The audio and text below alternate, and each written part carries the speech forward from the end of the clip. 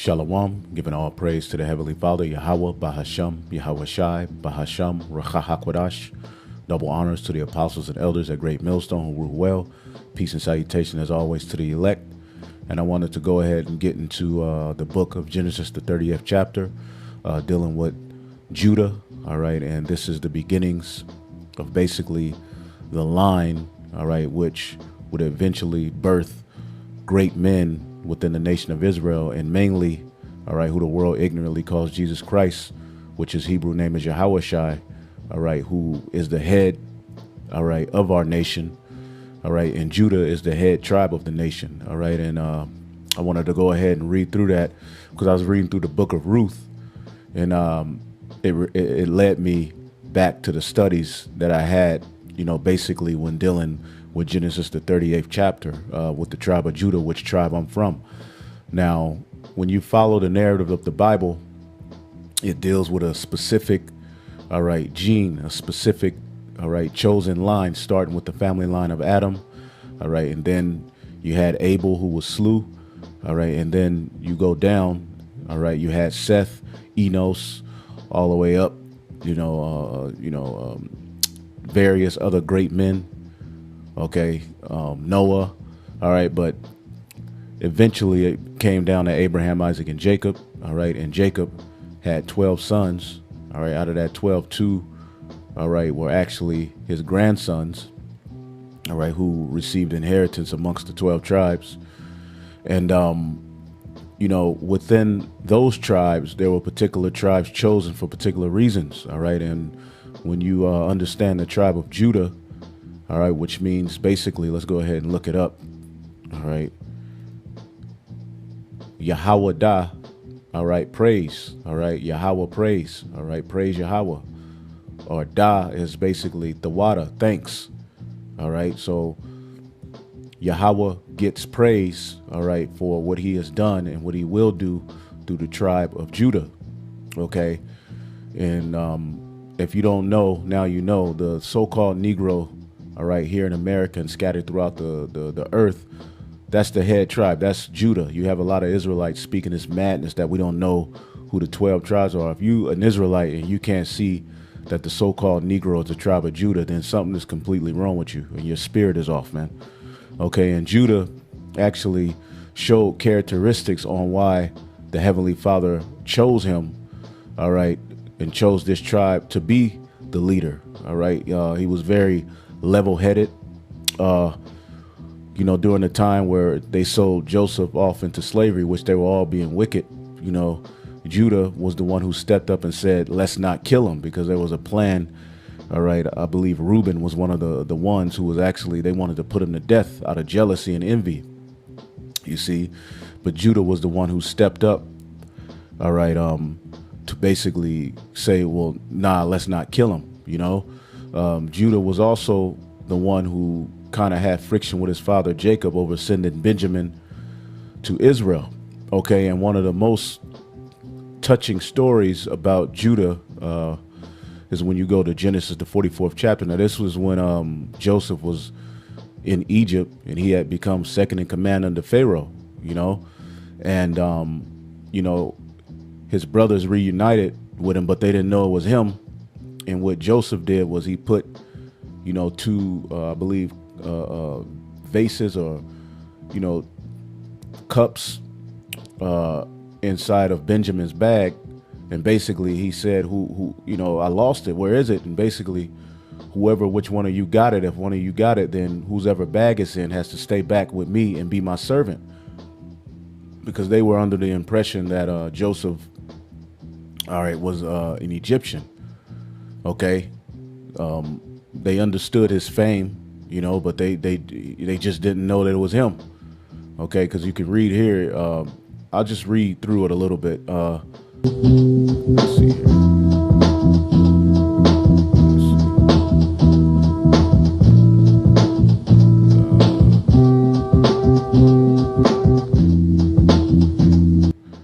Yeah, I just started at 12. It says, and he searched and began at the eldest, all right, and left at the youngest, and the cup was found in Benjamin's sack. Okay, the cup was found in Benjamin's sack. All right, and they rent their clothes because basically Joseph had a little gang. He was messing with them. You know, it's basically like whoever, whoever has the cup, which he placed the cup in Benjamin's bag, is like basically, you're gonna have to be my servant. All right. Now, this is a very moving story when you keep reading down. And it's here, it says, and Judah and his brethren came to Joseph's house, for he was there, and they fell before him on the ground. And Joseph said unto them, what deed is it that ye have done?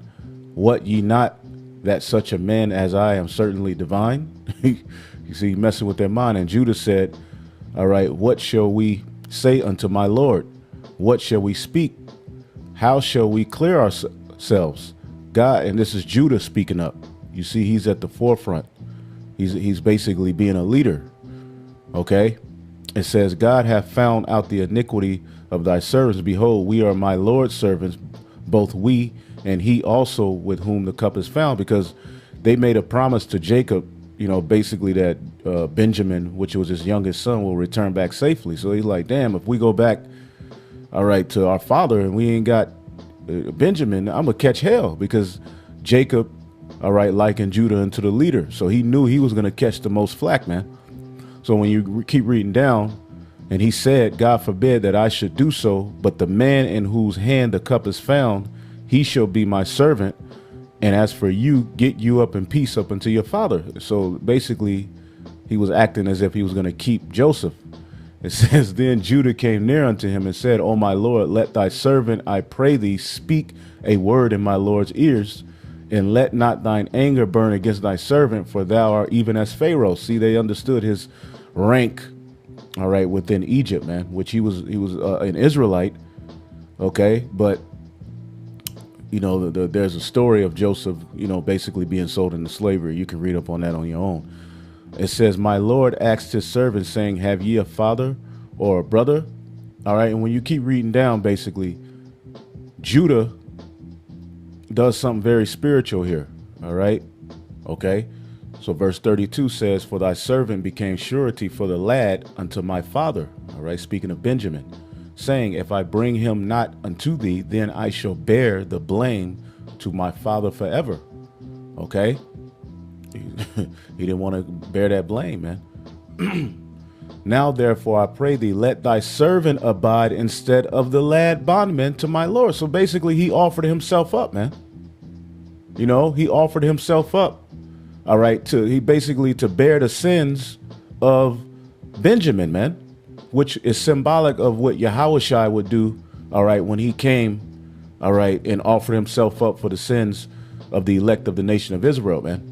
Okay. It says, and he let the lad go up with his brethren.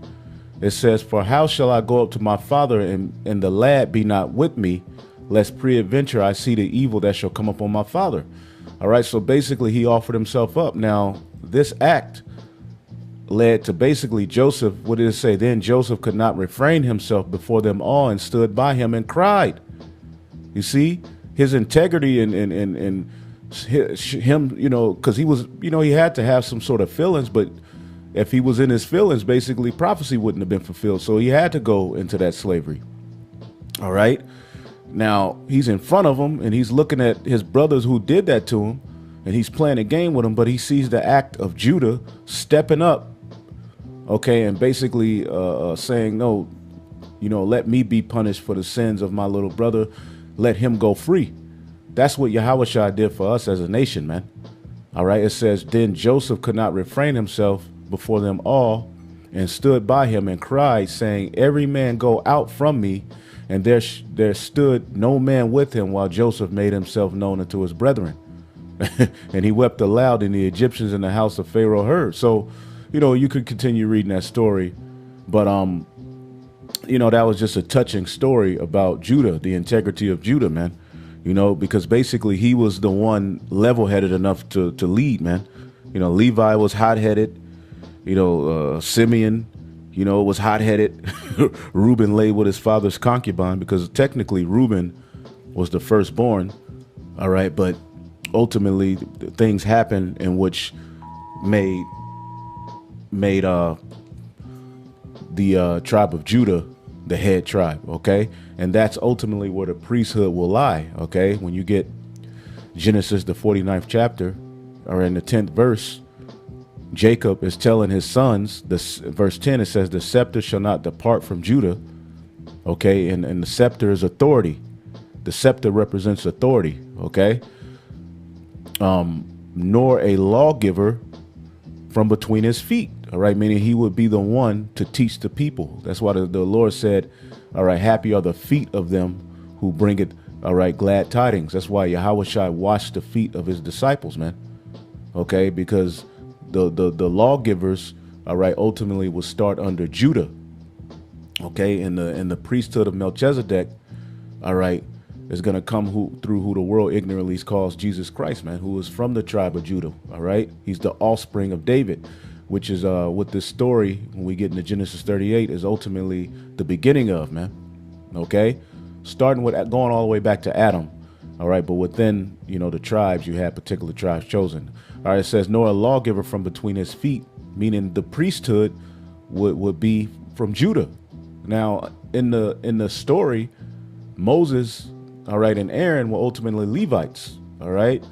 But the tribe of Judah, all right, will be the beginning of the priesthood that would lead to eternal life, man, under the order of Malach Tazadaq, Yahushua, man. With King David being the head of that church, it says, until Shiloh come, and unto him shall the gathering of the people be, okay? Which is speaking of who the world ignorantly calls Jesus Christ, man. So the gathering of the Israelites will come under him, all right, not under the Levitical priesthood. Now, also we have Psalms 108 and 8. Gilead is mine, all right. Manasseh is mine. Ephraim also is the strength of my head. Judah is my lawgiver, okay. And this is David speaking ultimately of when he had taken authority. Now, let's see here. We got that. So let's go ahead and get into the book of Genesis 38, in which you got a lot of people who approach the Bible with this high and mighty, everything must be perfect mentality. Well, and then a lot of people who see us, they say we're rough and, there's no way we can be the children of God. We're abrasive. We're angry. But when you read the story of the tribes, when you read the Bible, man, it's actually very, very much, what this world would say, tacky and it's just not your average everyday perfect story, man. It's all over the place. There's things happening that you'll be like, damn. Okay, and that all presents itself within the story of the head tribe, man. It came out of a dysfunction, man. All right, even look at King David. Look at his story. It was cutthroat, man. King Solomon, he came from what technically, according to the law, was an adulterous union, man, between David and Bathsheba. All right. But the Lord just had mercy. So we're going to go ahead and get here. Genesis 38:1. It says, and it came to pass that Jehoiada, Judah, went down from his brethren and turned into a certain Adulamite whose name was Hira. So the story starts off with Judah, all right, going and getting a heathen woman, and that sentiment is still in Judah unto this day. That spirit is still in Judah unto this day, man. All right. It's just funny that the story starts off, all right, with him, getting a woman, man. All right. Of the heathen nations. OK, it says, and Judah saw there a certain Canaanite whose name was Shua, and took her and went unto her. So Judah is just, all right, boning, man. He's just getting women, man. Okay, he's just getting, and he got him a Canaanite woman, Dulamite, which that was most likely a Hamitic nation. All right, that came from one of the sons of Ham. All right, so this time he got him a Canaanite whose name was Shua. All right, and he took her and went unto her, man.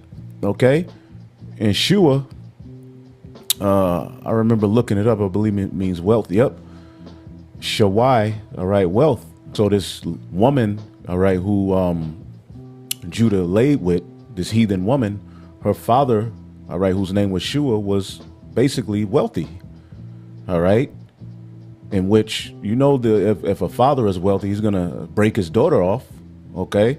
So Judah went and got her, okay, and laid with her, man. all right? And Judah is known, all right, for getting women and getting money out of them, man.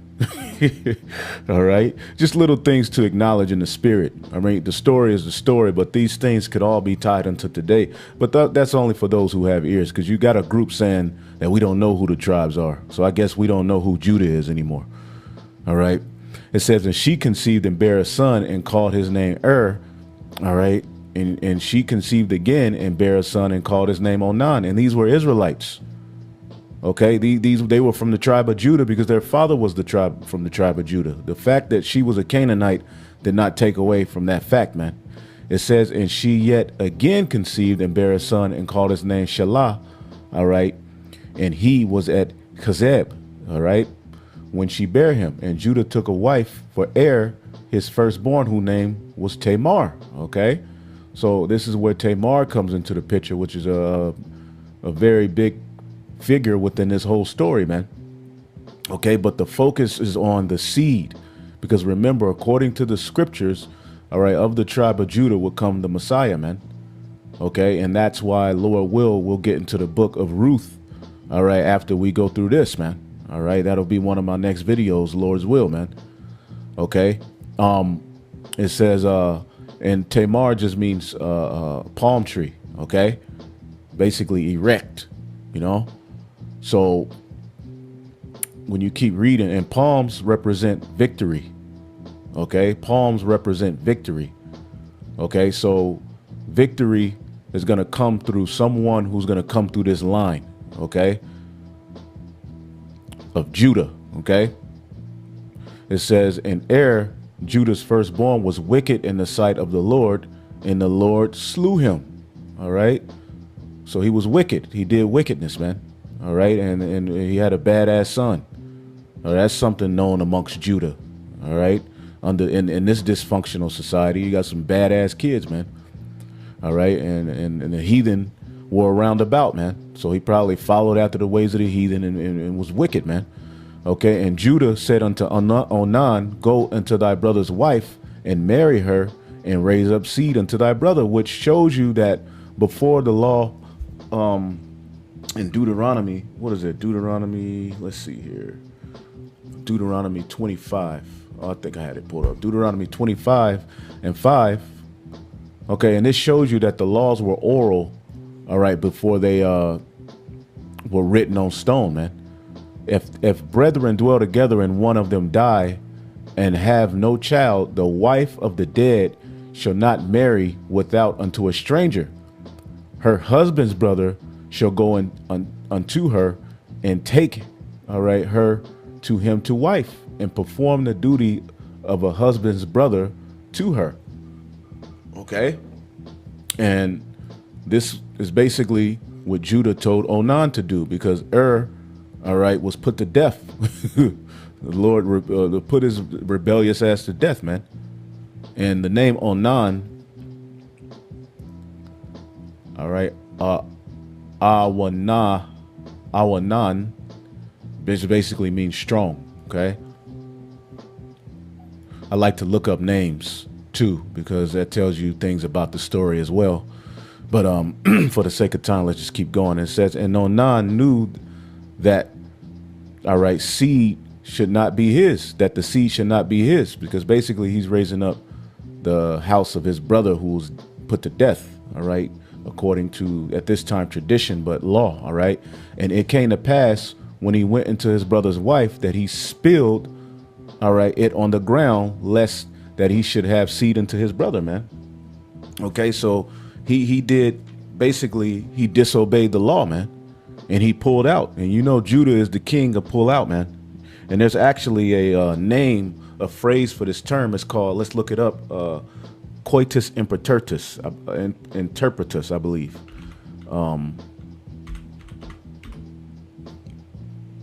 Let's just look up coitus interpretus. Okay.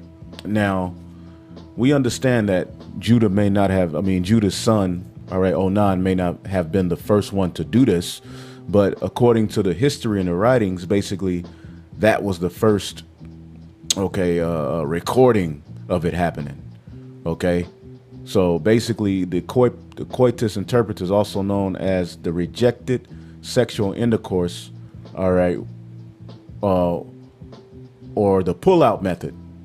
It is a method of birth control in which a man during sexual intercourse withdraws his penis from the woman, all right, to orgasm and ejaculation, and directs his ejaculate away from the vagina in effort to avoid insemination. So there you go. All right, they call it coitus interpretus. All right.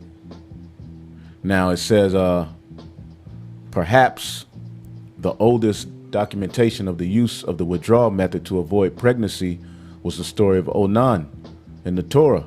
All right. So the Israelites started everything, man. All right. Now, I'm not saying that it never happened before him. It's just the first time it was recorded. OK, just, you know, it's a little facts. Now, going back to the story. OK, so this thing that he did. All right. He didn't obey the law. He was supposed to raise up seed to his for his brother. All right. And the thing which he did, verse 10, displeased Yahweh.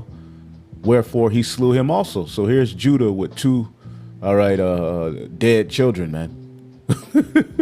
You know, and that's one of the things that Judah goes through even to this day. Children getting shot all up in the head, you know, all of the tribes. But Judah, you go through that a lot, man. OK, it says, and the thing which he did displeased the Lord, wherefore he slew him. All right. Now, verse 38 says, verse 38 and 11 says, then said Judah to Tamar, his daughter-in-law, remain a widow, because remember, she was chosen for his son. OK, but the son was put to death, and then the other son laid with her. OK, but he pulled out, so he was put to death. So Judah said to Tamar, remain a widow at thy father's house, which that's spiritual. All right, because Israel will be likened unto a widow in the scriptures, OK, who needed mercy. It says, till Shelah, my son, be grown. So he's like, so when Shelah grows up, basically, I'll give him to you and he'll perform that duty, because it's basically the next closest to kin that would do that, which when you read the story of Ruth, OK, Boaz, he was the second. All right. But the first, all right, who was closest to kin denied, because basically he was like, I got a household. I can't take this wife unto me. So Boaz basically performed the duty. All right. And brought forth Ruth into his house and made her his wife. OK, and then the royal line was able to continue. And that's the beauty of these women who were chosen for these vessels. They are vessels chosen to bring forth, OK, the righteous seed, mainly the Messiah, man. All right. So all call halal Yahweh Ba'Shem Yahushai for these vessels, for these women. OK, but the focus is the seed they're bringing forth. OK, now, because you got men who will argue all day about Ruth, you know, what nationality she was, or Tamar.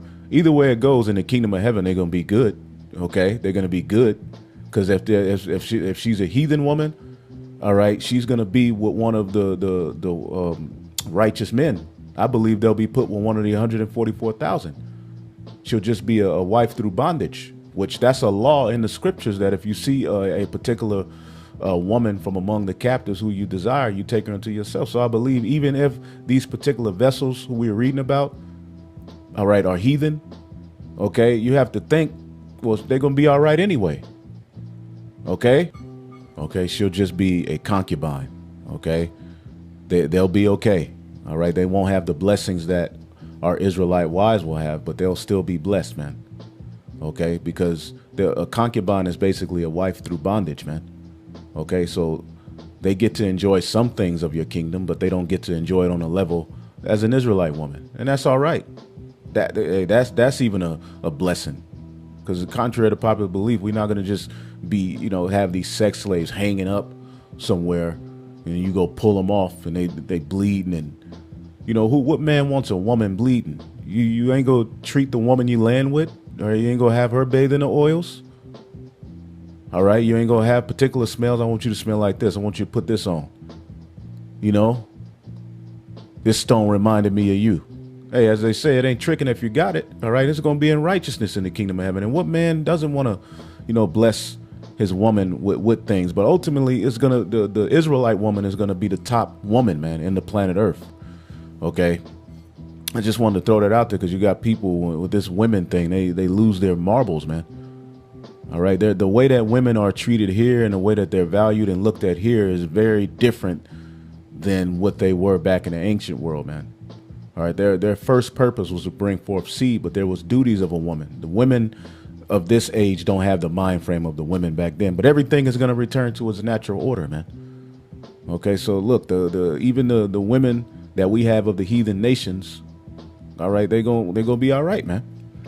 Okay, so verse 11 says, then said Judah, all right, so basically Tamar had to remain a widow until Shelah, all right, was grown up, for he said, lest peradventure he should die also, and his brethren, as his brethren did. And Tamar went into her father's house, and she put on the cloth of mourning.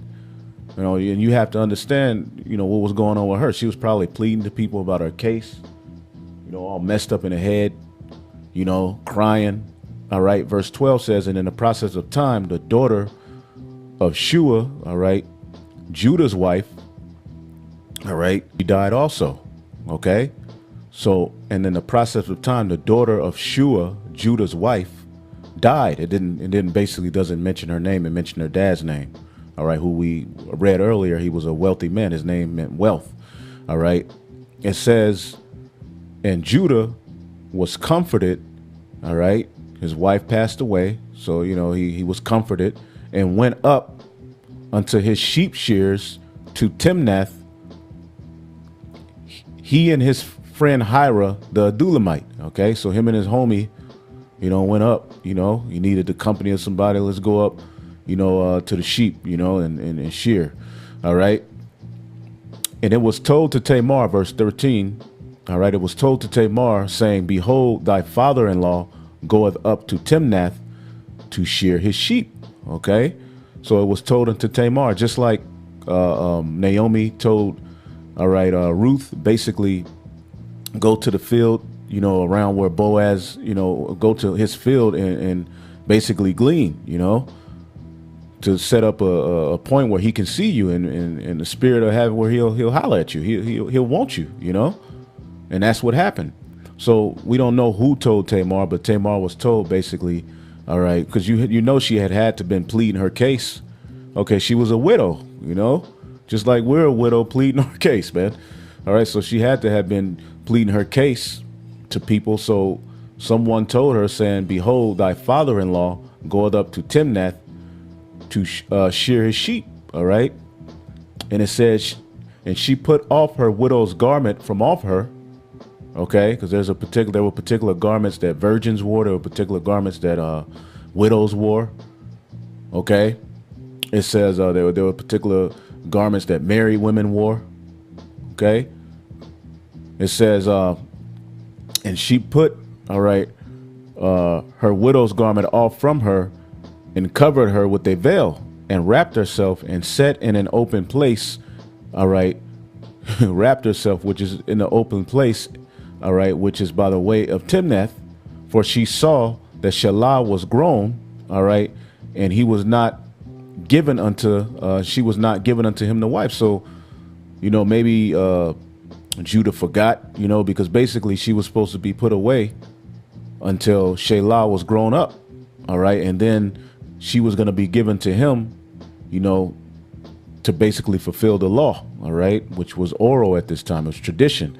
All right, verse 15, it says, when Judah saw her, he thought her to be an harlot, okay, because she had covered her face, okay?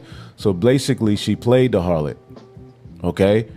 Now, Judah's wife had just passed away, okay? Now, another time this happened when an Israelite man's, all right, wife passed away, he went and looked for a prostitute.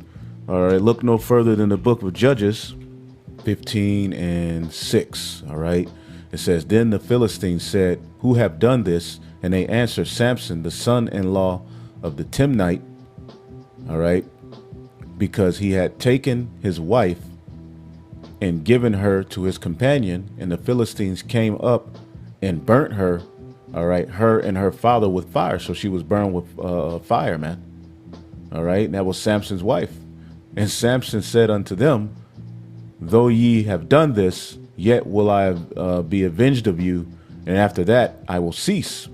Okay. So that his wife was put to death. All right. But when you read the very next chapter in the first verse, it says, then went Samson to Gaza, all right, and saw there an harlot and went in unto her. Okay.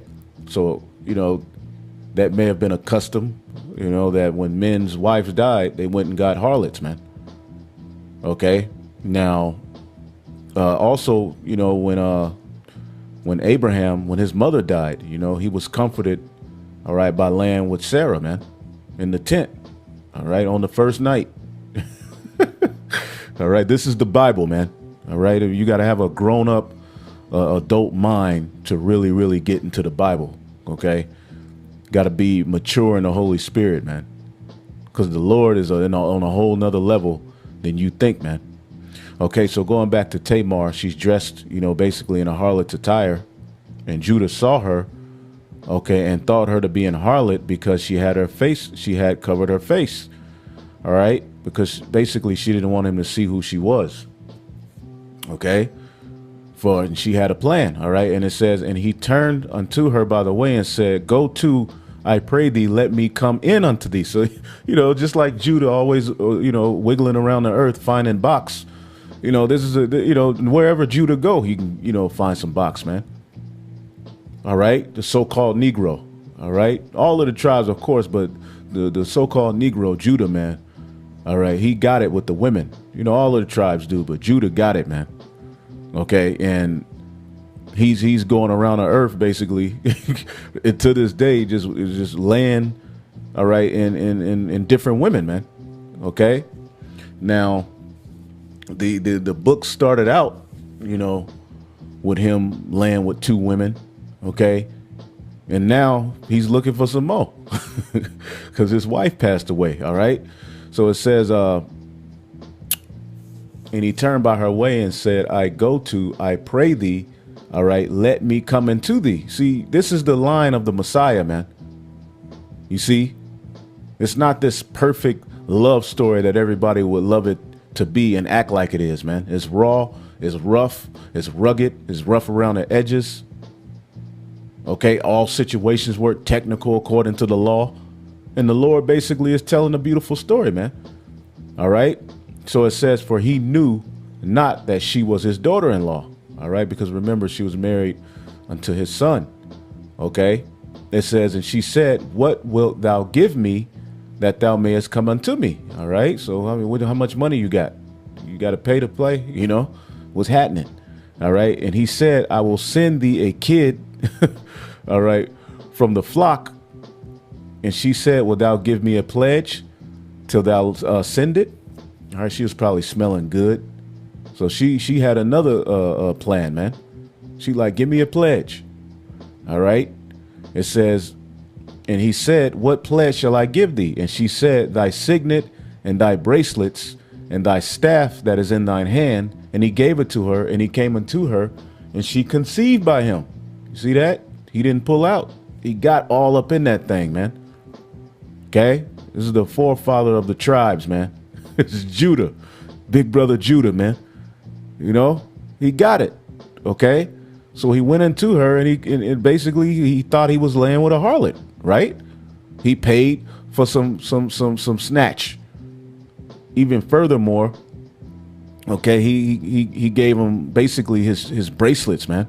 And them things had to be nice. Judah loves the stones. His staff. Those things staffs were very important in the ancient world. That was basically an everyday thing.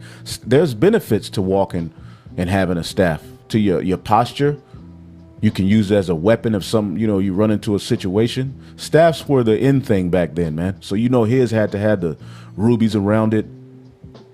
We're going to return to our culture, man. We're going to return to all of that. All right.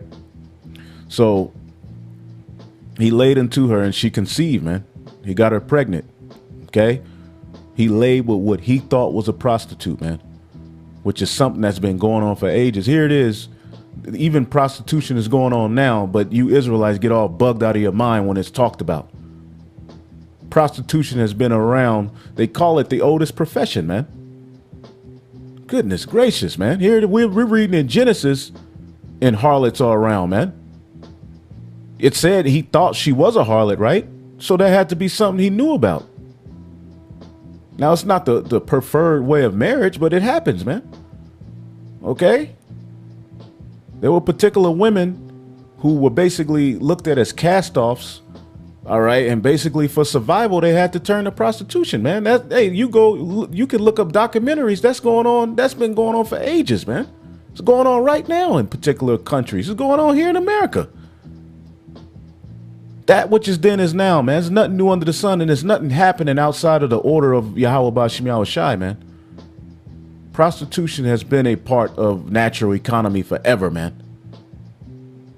Goodness gracious, and we're reading about it. Now you could say, well, he didn't technically lay with one. Well, he thought he did because that's something he had knew about. You know? Damn. The easy way to go about it is to say, because I don't like prostitutes. But that don't mean it ain't happening, and particular men who are held in high regard didn't have them. We just read about 2. All right, anyway. All right, Genesis 28 and 21. It says,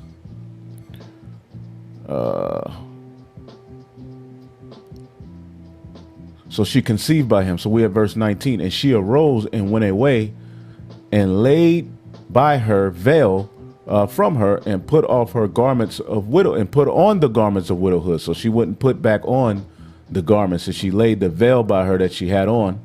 All right. And Judah sent the kid, all right, by the hand of his friend, the Adulamite, to receive his pledge from the woman's hand, but he found her not. Okay. So he sent somebody, all right, to get, basically his stuff back. And then, all right, he asked the men of that place saying, where is the harlot that was openly by the wayside? All right, because ain't she supposed to be going back into the streets? Huh? Where's she at? And they said there was not an harlot in this place. Harlots don't be around here. Harlots are usually over such and such, And he returned to Judah and said, I cannot find her. And the men of the place said there was no harlot in this place. Okay. And Judah said, all right, let her take it to her. All right. Lest we be ashamed. All right. Behold, I sent this kid and thou hast not found her. All right. So he's looking for her. All right. And it came to pass, all right, about 3 months after that, it was told Judah, saying, Tamar, thy daughter-in-law, hath played the harlot. And also, behold, she is with child by whoredom. All right. And Judah said, bring her forth and let her be burnt, which is basically a fulfillment of the law, showing you that the law was oral. All right. Leviticus 21 and 12. All right.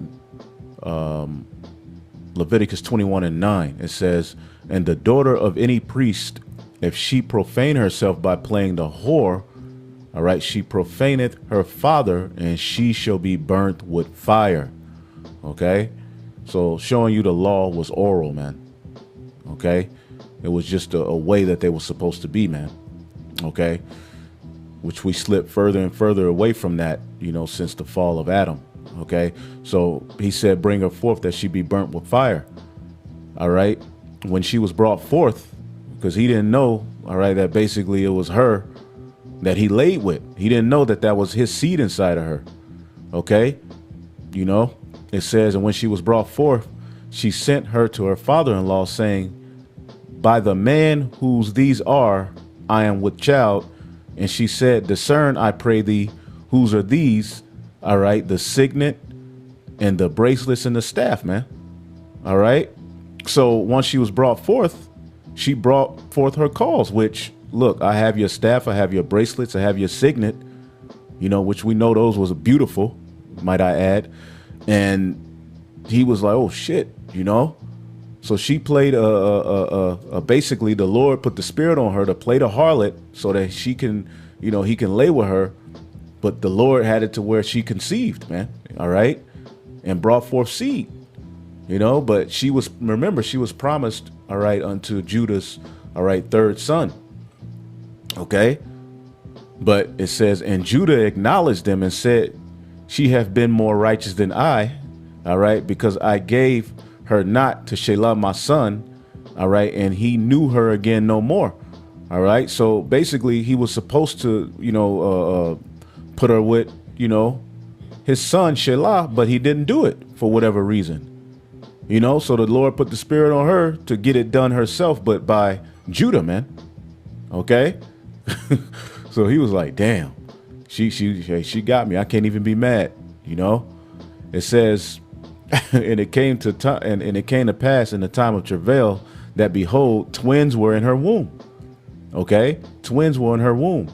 Okay, and it came to pass when she travailed that the one put out his hand, and the midwife took and bound upon his hand a scarlet thread, saying, this first, all right, this one came out first. So basically, she put a scarlet thread on the, you know, on the wrist of the one who put out his hand first, because they were going to be twins. So they wanted to, you know, discern between which one was which. So that's how they was going to discern.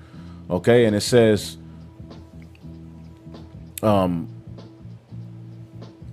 okay, where we at? Verse 28 says, and it came to pass when she travailed that the one put out his hand, and the midwife took and bound upon his hand a scarlet thread, saying, this came out first. All right. Verse 29, and it came to pass, all right, as he drew back his hand, that behold, his brother came out, and she said, how hast thou broken forth? All right. So the miracle of this birth is that one child had his hand out. All right. But basically, okay, the hand went back in, and the other child, all right, who's, all right, the scarlet was not up on his wrist. Okay, he came out before the child who had his hand out first. Now, how do you explain that? See, the Lord is far out, man. This is how the church. This is how bad Judah is, man. All right, it says, and his brother came out, and she said, how hast thou broken forth? This breach, all right, is upon thee. Okay. Therefore, his name was called Pharez. And the name Pharez, all right, means what? Paratazah. All right. Paratazah, breach. Okay. Breach. And this is the line. All right. The importance of the story is that this is the line that eventually David and the Messiah, Yahushua, will come through. All right.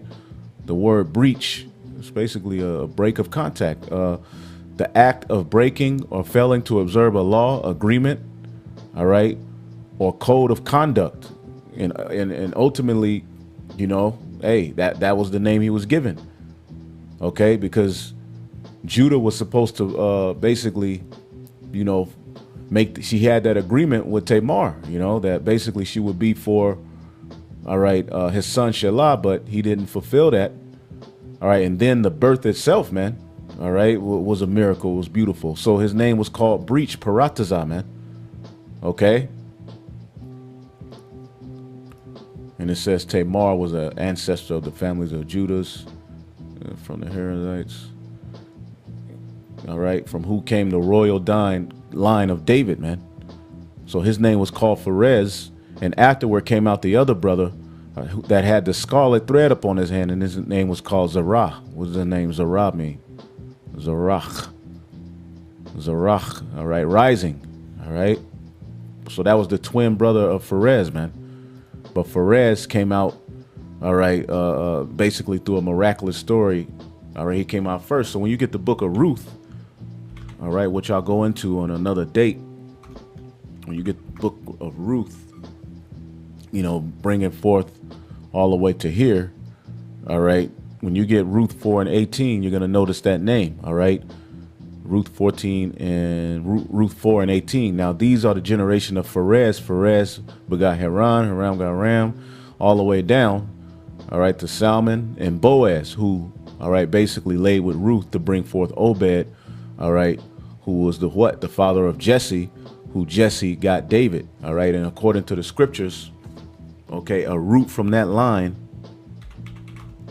okay, a root from that line. All right, Isaiah 11:1. And there came forth a rod out of the stem of Jesse, and there shall come forth a rod out of the stem of Jesse, and a branch shall grow out of his roots, which ultimately will be Yahushua, man. And through him, rest and peace is going to come in the kingdom of heaven, man. All right, and we're the house of David. Okay, so that concludes the story. It was all over the place, you know, but hey, that's how the scriptures are. That's how the spirit is. Hopefully I will edify it. Shalom.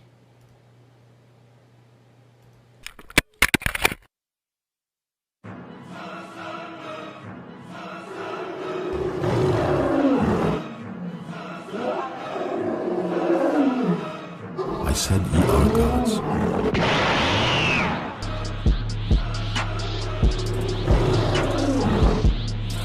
Judah, thou art he whom thy brethren shall praise. Thy hand shall be in the neck of thine enemies. Thy father's children shall bow down before thee. Judah is a lion whelp. From the prey, my son, thou art gone out. He stooped down. He couched as a lion. And as an old lion, who shall rouse him up? The scepter shall not depart from Judah, nor a lawgiver from between his feet, until Shiloh come. And unto him shall the gathering of the people be. Who shall rouse him up? Who shall rouse him up? Ye are gods. I said, ye are gods.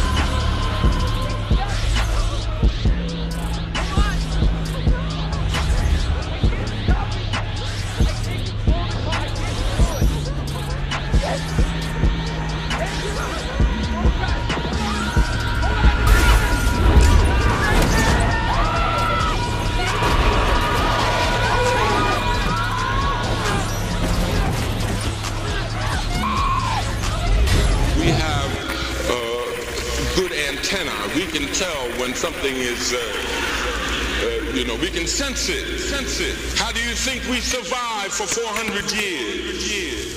50 million black people were torn from Africa, and only a fraction survived, and the fraction that survived had the highest development of the survival instinct of any people on the face of the globe. And we are their children. We shall survive.